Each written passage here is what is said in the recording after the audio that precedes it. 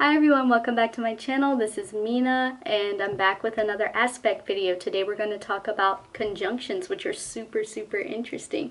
If that sounds like something you like, stick around and don't forget to subscribe if you're not already so we can stay connected. I do release videos every week. So let's talk about the conjunction. A conjunction is when two planets are touching one another in your birth chart, and I do like to allow for a 5-degree orb, meaning that if they're 5 degrees apart each planet, then I still consider that a conjunction.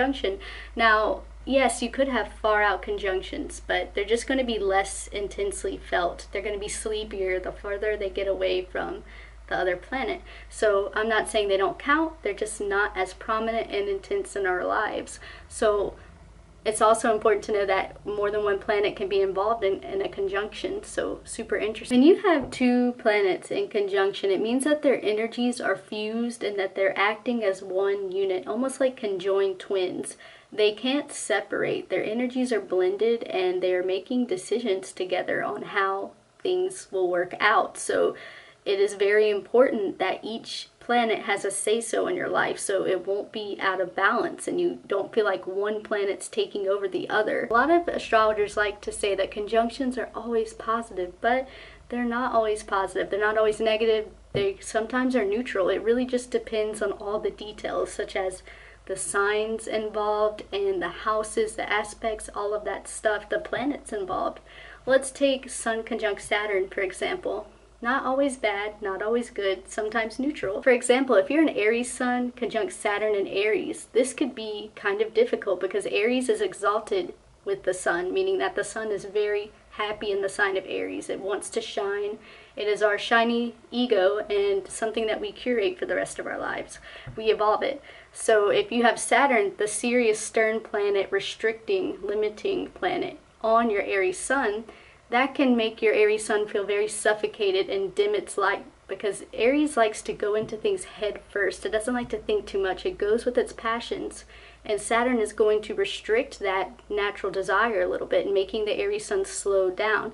Now, this can be detrimental and make the person feel very stifled in life and very uncomfortable. Or you could think of it on the other side. It can make the Aries sun a more careful thinker, a better planner, and maybe not rush in head first all the time, which could be beneficial at times. So not really positive or negative, just interesting, I guess. It really just depends on the individual. Now, if you have that same conjunction, Sun conjunct Saturn, but in Capricorn, now that is a much easier conjunction because Saturn rules Capricorn, so it's a very natural pairing. The Saturn is just going to make everything that the Capricorn Sun ego wants, like, it's just going to give it more resolve. It's going to make it a more powerful aspect in the person's life. Maybe this Capricorn Sun conjunct Saturn is going to be even harder worker, an even more serious thinker. So it just goes together better. It gels, it meshes. So I would say that's a pretty beneficial conjunction, even though that could still feel limiting at times. Really just depends on the rest of the chart and the individual. So if you have Venus conjunct Jupiter, you are just an extremely lucky person because you feel like the universe is just giving you everything you need all the time. You might be very socially lucky. You might have very expansive values because Venus does stand for values too. And you also might be very physically beautiful and seen as beautiful by other people. Pretty lucky. So yeah, conjunctions are very interesting, guys. So let me know about your conjunctions in the comments and how they affect your life. I would love to hear it, and I will see you in the next one. Bye.